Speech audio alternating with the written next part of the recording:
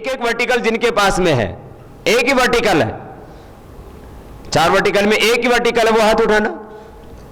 और एक बार इनके लिए जोरदार ताली बजाओ। एक एक वर्टिकल जो अच्छा कर रहे हैं उनको हो सकता है वापस 2 भी दे दिए जाए,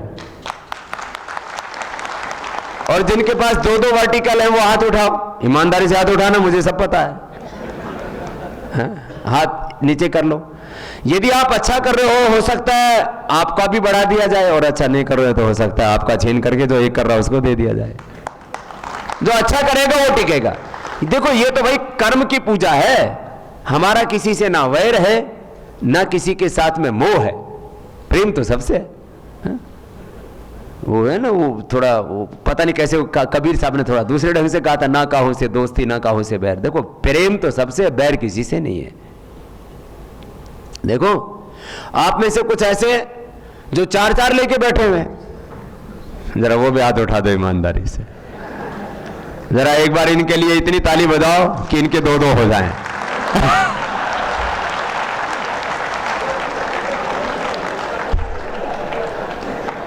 बोले बाबा जी यही प्रसाद देने के लिए बुलाया था। ऐसा नहीं है। आप यदि अच्छा कर रहे हो तो आपको 2 वर्टिकल के लिए कम से कम 2 बड़े बड़े स्टोर बनाने पड़ेंगे। इन्वेस्टमेंट, इन्वेंट्री, पूरा उसके अंदर उधारी बाजार में जितनी देनी चाहिए। जो 3 आईज की बात करेंगे भाई अखिल जी। अखिल जी ने बहुत लंबे अरसे से एफएमसीजी में बहुत बड़ा काम किया है, और अभी सारे जितने भी सेल्स टीम अभ्युदय के जितने भी हमारे आरएम्स हैं, सारे आप लोग हैं उनके साथ में हमारे, क्योंकि मेरे पास काम बहुत बढ़ गया तो मैंने अपने रिप्रेजेंटेटिव के तौर पर भाई अखिल जी को एक बहुत बड़ी सेवा के लिए लगाया। एक बार उनका सबकी ओर से बहुत बहुत अभिनंदन। आप यदि 4 वर्टिकल करना चाहते हैं तो करो, 4 वर्टिकल के अकॉर्डिंग पूंजी लगाओ। मैं आपसे वादा करता हूं, मेरा ये वादा है आपसे, और मेरा 25 साल का सार्वजनिक जीवन का ट्रैक रिकॉर्ड है, और मेरा ये आश्वासन आपके लिए, मेरी प्रतिज्ञा है कि जो अच्छा करेगा उसको 4 को भी हम नहीं हटाएंगे, लेकिन जो अच्छा नहीं करेगा वो 1 है तो 1 से भी जाएगा। मींस काम तो अच्छा करना पड़ेगा आपको। 4 है आपके पास वर्टिकल, तो कम से कम आपको जो है उसी के हिसाब से इन्वेस्टमेंट, उसी के हिसाब से इंफ्रास्ट्रक्चर, उसी के अकॉर्डिंग आपका इन्वॉल्वमेंट, और इन्वेस्टमेंट से इन्वेस्टमेंट में जो आपकी इन्वेंट्री भी है उसमें उधार भी है, उसमें बहुत सी चीजें। इंफ्रास्ट्रक्चर में आपका गोदाम भी है, उसके अंदर आपका सेल्समैन भी है, उसके अंदर आपका व्हीकल भी है, उसके अंदर आपके सारे जो टेक्निकल जो आपको सपोर्ट मिलना चाहिए वो भी है। अभी तो डीएमएस ही पूरा लागू नहीं किया, अब तो बहुत कुछ करने वाले हैं। आप तो अभी पहली वाली चीज के लिए तैयार नहीं होगे तो अगली कैसे कर पाओगे। मैं आपको 2 बातें एक साथ कह रहा हूं। ये यहाँ पर बैठे हैं भाई बहन जो पिछले करीब कुछ 8 सालों से, कुछ 10 सालों से मुझसे जुड़े हैं, और जो है 8-10 सालों के अलावा इससे पुराने ज़्यादा हैं नहीं अभी।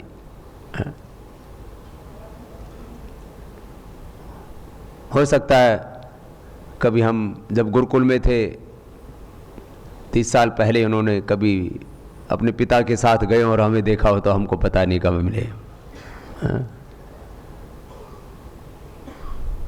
जिन्होंने हमारे लिए, मैंने एक जीवन का सिद्धांत बनाया, कृतज्ञता।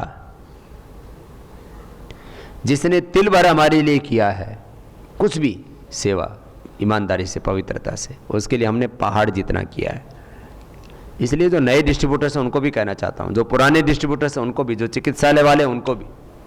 देखो अपने को, मैं जब पतंजलि बढ़ेगा तो सभी बढ़ेंगे ना। बोले बाबा जी ये ओपन मार्केट तो बढ़ जाएगा, डिस्ट्रीब्यूटर से बढ़ जाएंगे, एसडीबी बढ़ जाएंगे, सीएनएफ भी बढ़ जाएंगे, चिकित्सालय कैसे बढ़ेंगे? वो मैं से बताता हूँ। चिकित्सालय 3 तरह से बढ़ेंगे। एक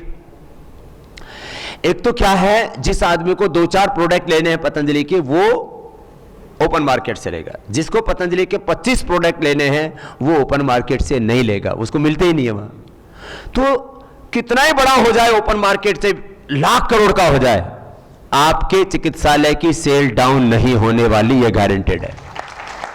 अगली बात, लेकिन वो कैसे? आपको स्टॉक पूरा रखना पड़ेगा, चिकित्सालय को अपग्रेड करना पड़ेगा, डिस्प्ले सिस्टम लगाना पड़ेगा, इन्वेंट्री पूरी रखनी पड़ेगी, उसको पूरा व्यवस्था देंगे।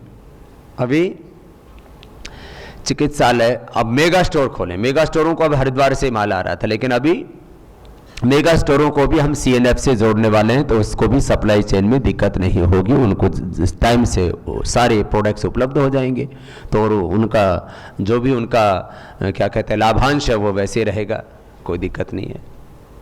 उससे संस्था को जो 1-2% का नुकसान भी होगा तो, लेकिन हम उसको अच्छे से चलाना चाहते हैं।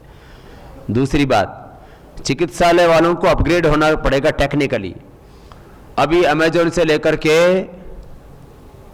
स्नैपडील से लेकर के, कौन कौन सी सारी ऑनलाइन कंपनियां सब पतंजलि की तरफ ऐसे लाट पकड़ा है, पतंजलि हमको मिल जाए। हम किसी को देने वाले नहीं हैं, हम अपना ऑनलाइन सिस्टम अगले साल से लागू करने वाले हैं। और ऑनलाइन अभी देखो सारी दुनिया ऑनलाइन की तरफ बढ़ रही है, आपको पता है। एक अली बाबा, वो बाबा मेरे जैसा बाबा नहीं है, वो चाइना वाला बाबा है, वो लाखों करोड़ का इनका बिजनेस हो चुका है, लाखों करोड़ का ऑनलाइन। अब देखो इतना करीब करीब भारत का भी 40% जो वर्ग है वो अब ऑनलाइन में जुड़ने में विश्वास रखने, कोई ना कोई चीजें मंगाने लग गया है। चलो छोड़ो 40-50%, 20% लोग भी यदि ऑनलाइन चीजें मंगवाने आगे मंगाएंगे, और अभी भी शुरू हो चुके हैं, तो वही रेट में उसको, अभी तो ये ऑनलाइन वाली तो लॉस करके बेच रही है, ये लॉस खत्म। देखो यूके में, यूएसए में, और इधर चीन में और यूरोप में, यूके यूएसए में, वहां कोई ऑनलाइन लॉस में नहीं बेचता है। यहाँ सब नए नए ग्राहक बनने के चक्कर में एक एक कंपनी 10-10, 20-20 हजार करोड़ का लॉस में बेच रही है, सब एट पार में ही देंगे अभी 1-2 सालों के अंदर ज्यादा से ज्यादा। और पतंजलि का तो सबको मिलना ही उतने में, तो पतंजलि का क्या होगा, ऑनलाइन ऑर्डर करेंगे हमें करोड़ों लोग, और उन करोड़ों लोगों को हम डिस्ट्रीब्यूट कर देंगे फिर चिकित्सालयों के पास, तो चिकित्सालय हमारे ऑनलाइन सप्लाई के भी सेंटर बनेंगे। ताली तो बजा रहे हो, जाकर के डीएमएस लगवा लेना। तुम लोग काम करना पड़ेगा। जो भी एक जिले में 2 से 3 चिकित्सालयों को हम ये काम देने के लिए तैयार हैं। हम चाहते हैं कि बस इतना डिस्टेंस हो कि उसको कम से कम 20 रुपए में खर्चे में वो माल मिल जाए, बस उसको। आपको 2 तरह से उसमें करना पड़ेगा, डीएमएस लगाना पड़ेगा। एक जो है वो जो सप्लाई देते हैं, क्या बोलते हैं उनको, डिलीवरी बॉय। डिलीवरी बॉय आजकल कंपनियां बन चुकी हैं, वो कंपनी से आदमी ले लो, नहीं तो अपना रख लो। किसी किसी के तो कुनबे में ही, घर में, परिवार में, गांव में बेरोजगार बच्चे घूम रहे हैं, अरे उनको काम में लगा दो, काम सिखा दो। अरे जब हम एक अनपढ़ माँ बाप के घर में पैदा हुए, सरकारी स्कूल में पढ़े, गुरुकुल में पढ़े, हम कोई जो है किसी हार्वर्ड में, ऑक्सफोर्ड में, स्टैनफोर्ड में पढ़ करके नहीं आए।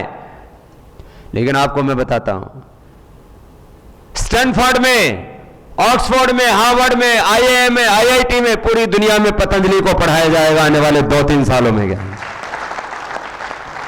वो काम कर रहे हैं। जब हम ऐसा कर सकते हैं, अरे हम कोई खानदानी बिजनेसमैन, हम खानदानी बाबा हैं,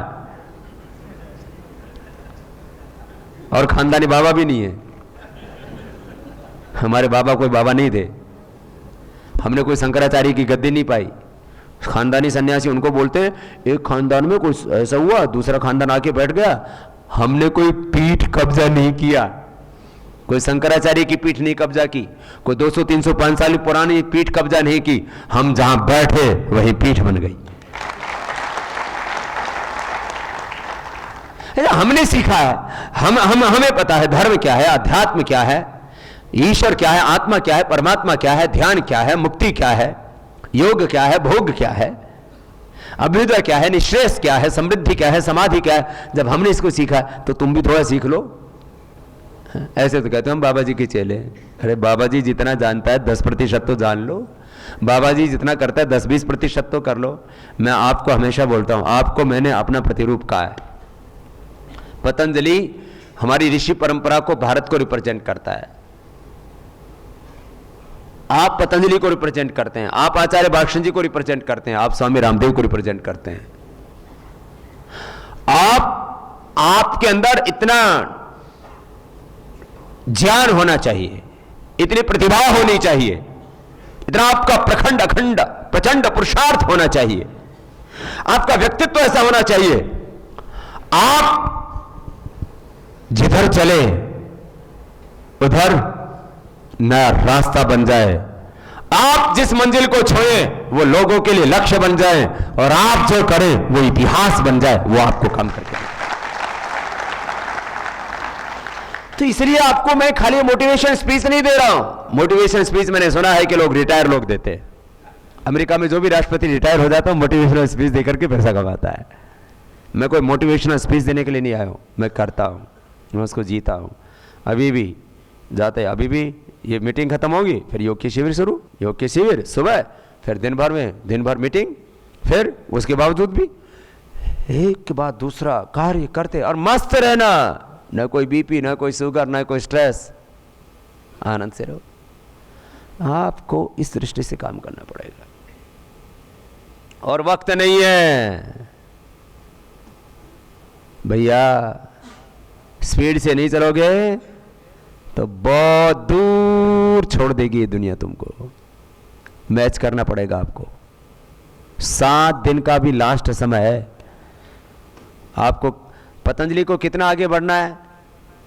5000 करोड़ से कितना बढ़ना, मैंने कहा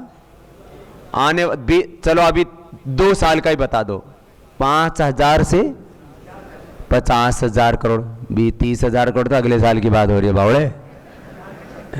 अभी इतना बताया, इतनी देर में भूल गए। 5000 करोड़ से कितना जाना है पतंजलि को? कितना गुना हो गया? जोर से तो बोलो। तो तुम्हारा भी इन्वॉल्वमेंट कितना होना चाहिए?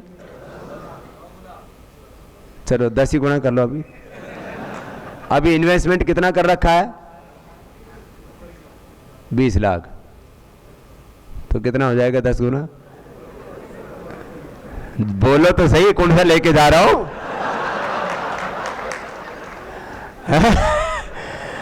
ऐसा है। ये सारे आंकड़े तो बताएंगे आपको अखिल जी, मैं आपको इतना ही बता रहा हूं भैया। जब 10 गुना, और हम कर रहे हैं, आपको कहने से पहले हम करते हैं। अभी हम लोग 5 जगह तो बड़ा मेगा फूड पार्क हो जाएगा, 50 छोटी छोटी यूनिटें। हरिद्वार तो हो चुका है, नागपुर में होने वाला है, इंदौर में होने वाला है, नोएडा में होने वाला है, तेजपुर में होने वाला है। 5 जगह कम से कम 5000 करोड़ रुपए से ज्यादा तो पूंजी लगेगी। कितनी? और फिर उसमें वर्किंग कैपिटल लगेगी करीब 25,000 करोड़। कितना हो गया? करीब 25-30,000 करोड़। कितना? अरे जोर से तो बोलो। 30,000 करोड़। अभी तो आप 30 लाख पर ही बैठे हुए हैं। तो 30,000 करोड़ का हम रिस्क लेने के लिए तैयार हैं, और आपके रिस्क की हम गारंटी लेते हैं। वारंटी भी नहीं लेते आजकल तो लोग। और रिटर्न आपको हर अगले 1 ही महीने में आना शुरू हो जाता है, और ज्यादा से ज्यादा 2 महीने 3 महीने लग जाएंगे। यहां बहुत सी कंपनियां हैं। रिलायंस वालों ने पावर के नाम पर आईपीओ निकाला था, रिलायंस पावर। सोलर ले लीजिए, फलाना ले लीजिए। कि आप लोगों में इसको शेयर ले रखे हैं क्या?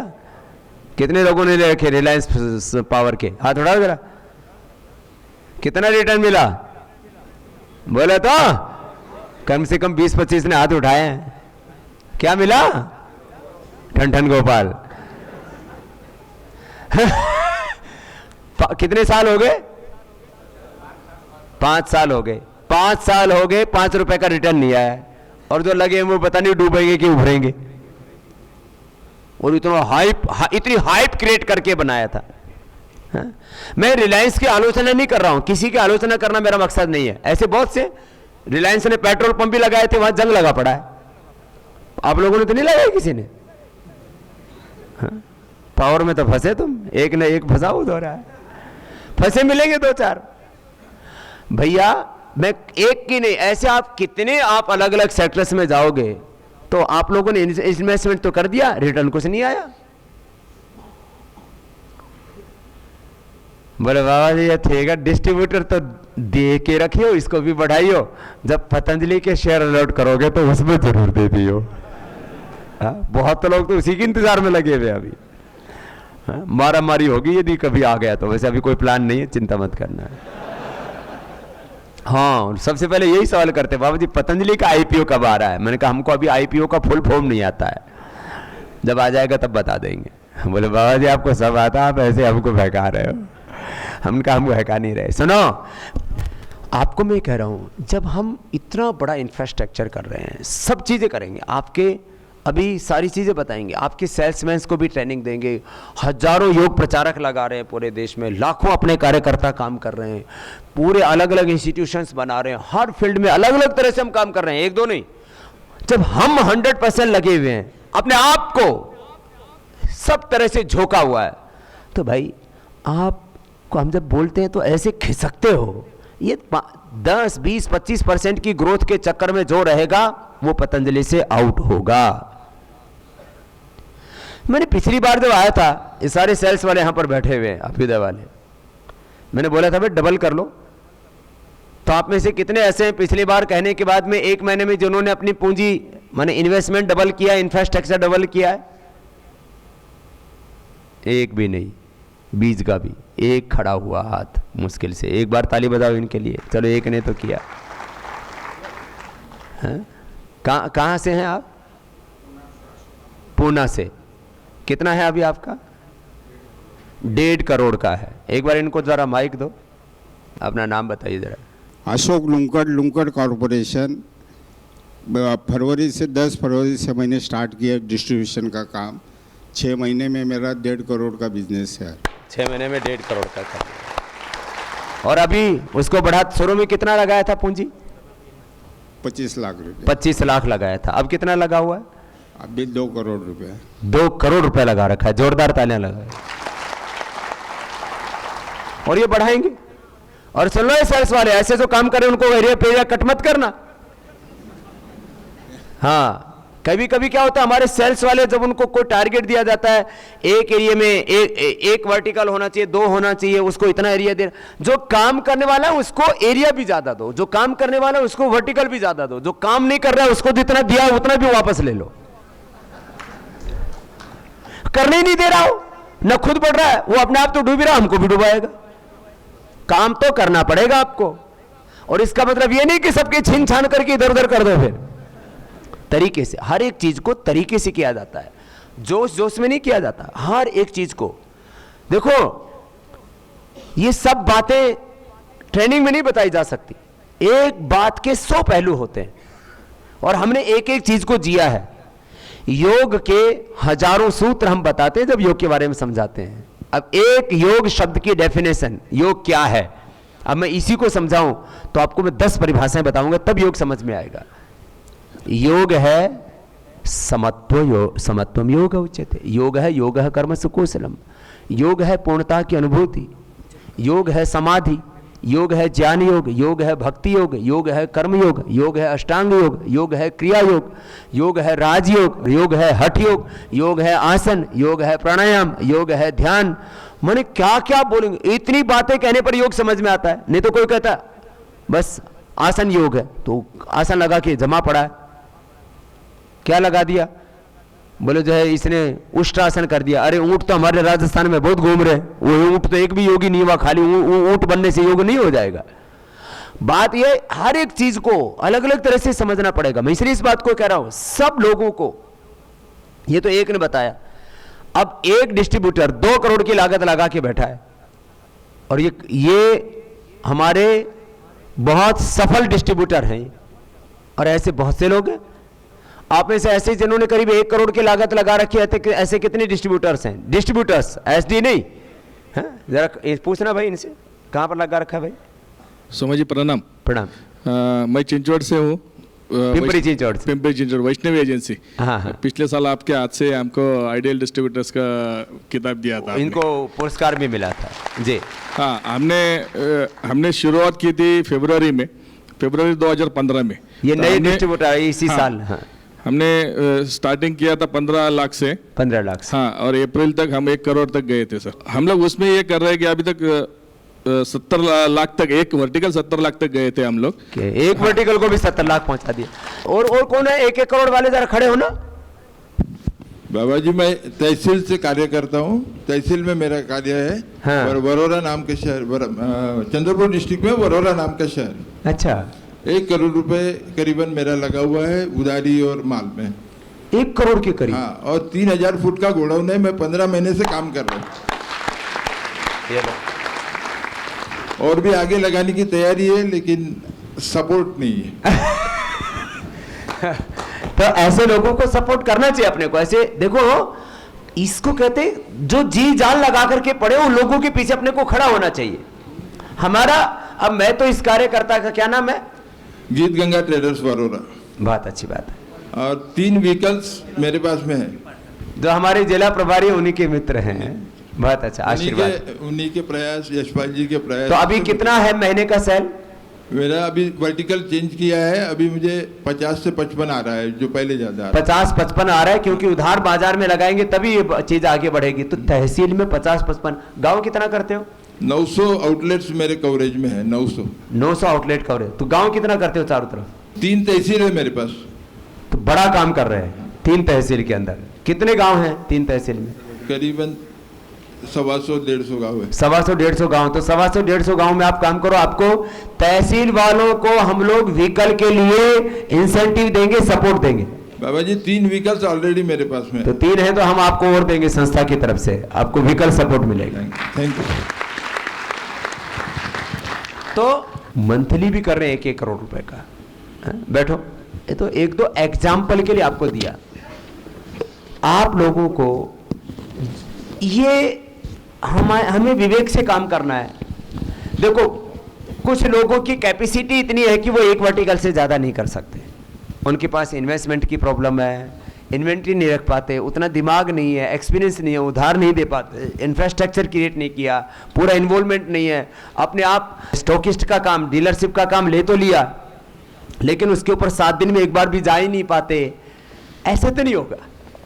जो लोग अच्छे से कर रहे हैं उनके लिए मैं बात कर रहा हूं। इसको हमें बहुत गंभीरता से सोचना है। हमको ये, मैंने एक विजन के तौर पर बात कही आपको कि जो लोग काम कर रहे हैं वो बढ़ रहे हैं और बढ़ेंगे। जब पतंजलि 10 गुना बढ़ेगा तो आप भी 10 गुना बढ़ेंगे। जब पतंजलि 100 गुना बढ़ेगा तो आप भी 100 गुना बढ़ेंगे।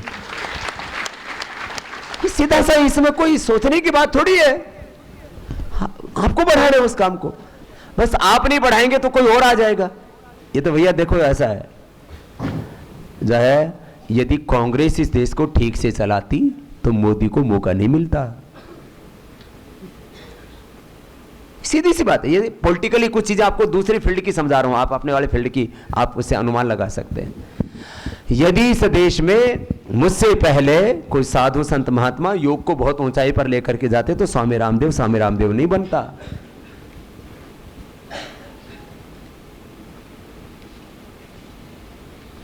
हर एक फील्ड में यही बात है। यदि लता मंगेशकर से पहले कोई दूसरी मां बहन बेटी उनसे भी ज्यादा सुरीली आवाज की होती तो लता मंगेशकर को भारत रत्न कोई नहीं देता। हर फील्ड की बात मैं कह रहा हूं। ताकतवर जीतता है। सुन लो जरा कान खोल के। कल को पाकिस्तान से हमारी लड़ाई हो जाए, भगवान करे ना हो, लेकिन हो जाए तो क्या हम कमजोर सेना के बल पर पाकिस्तान के साथ युद्ध जीत सकते हैं? बोलो। हमारी आर्मी, हमारी नेवी, हमारी एयरफोर्स, उसके पास में मिसाइल से लेकर के, बम से लेकर के, गोला बारूद सब होना चाहिए कि नहीं? और जो हमारे सैनिक हैं, योद्धा है, उनको वो पूरे लड़ाकू, उनको पूरी ट्रेनिंग होनी चाहिए कि नहीं? उनके पास सारा इंफ्रास्ट्रक्चर होना चाहिए कि नहीं? उनको जितना जो चीज की जरूरत है उतना उन सेना के लिए बजट देना चाहिए कि नहीं? तो सेना भी लड़ती है तो उसमें इन्वेस्टमेंट चाहिए होता है, उसमें भी इन्वेंट्री चाहिए होती है। पिछले दिनों शोर मच गया, गोला बारूद खत्म हो रहा है, भैया आगे लड़ाई होगी तो कैसे लड़ेंगे? उसमें भी इंफ्रास्ट्रक्चर चाहिए होता है। उनके आवास, रहने, खाने पीने से लेकर के, उनकी रसद सप्लाई से लेकर के पूरा टेक्निकल सपोर्ट, बहुत बड़ा इंफ्रास्ट्रक्चर उसके लिए चाहिए होता है। उसमें कुछ लोग 100% उसी में लगे रहते हैं, युद्ध हो या ना हो। और यहाँ तो युद्ध चल रहा है, ये बहुत बड़ा आर्थिक आजादी का युद्ध है, और इस आर्थिक आजादी की जंग को हमें जीतना और देश को आर्थिक स्वाधीनता हमें दिलाना है। इस काम से, ये साधारण काम नहीं है। कमजोर योद्धाओं के बल पर कोई युद्ध नहीं जीता जा सकता है? ये बैठा हमारा गोवा वाला खड़ा हो, इसको माइक देना, मैं आपको एग्जाम्पल दे रहा हूं। ये हमारा कार्यकर्ता है, ये राकेश, करीब 10 साल पहले हमारे बाबा जी भी बैठे हुए इधर, बापू जी हैं, बाघेला जी। बेंगलोर में हमारा कैंप चल रहा था, बोले बाबा जी हमारे गोवा में आना ही पड़ेगा, मुझे जबरदस्ती नहीं आना ही पड़ेगा, आप हमारे नजदीक आए हुए हो। और गोवा में उस समय 2005 में, आज से 11 साल पहले गया, तब ये लोग मुझसे मिले, तब से हमारे बापूजी से भी हमारा प्रेम हो गया है। और ये भी सब सेवा करने वाले था लड़का हमारा ये राकेश। अभी कब शुरू किया था? इसी साल अप्रैल में चालू किया। अप्रैल में चालू किया था। उस समय हमारे सूरज जी किधर है? कितना करते थे वो सूरज जी? 1 करोड़ के आसपास तो था ना, 1.25 करोड़। फिर अभी आपने कितना कर दिया? अभी तो स्वामी जी 6 करोड़ पहुंच गया गोवा में।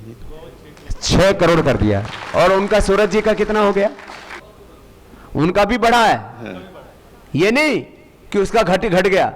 बोले स्वामी जी इनको ये दूसरा यहाँ किसी को दे दोगे तो मेरा क्या होगा? मैंने कहा भाई छोटा जगह है लेकिन ये बहुत पोटेंशियल है।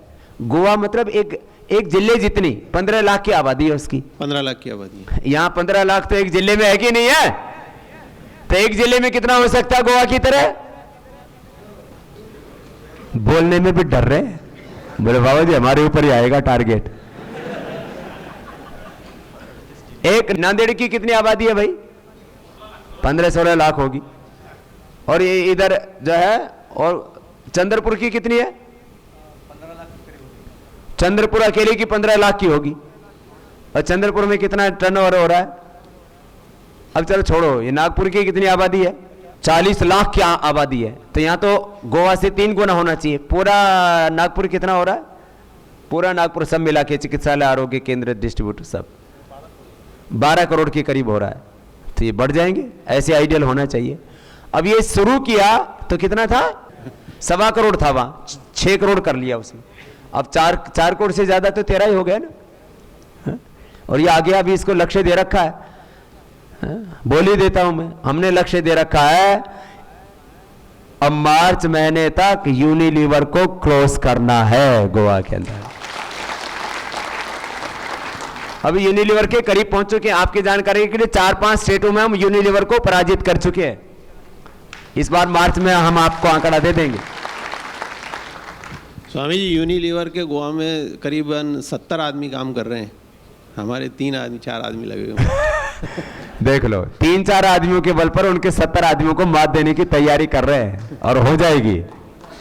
हाँ? ठीक है, एक बार जोरदार आशीर्वाद इसके लिए। तो बड़ा दिल चाहिए, लगना, इन्वॉल्वमेंट हो आपको। जो ये एग्जाम्पल मैं इसलिए बोल रहा हूं, कई बार भाषण दिया जाता है उससे लाइव है ये सब। हाँ? ऐसे जिन्होंने हिस्टोरिकल काम करके दिखाया अपने जिले में 5-6 महीने में जरा खड़े होना। डायनेमिक। स्वामी जी के चरणों में प्रणाम। प्रणाम।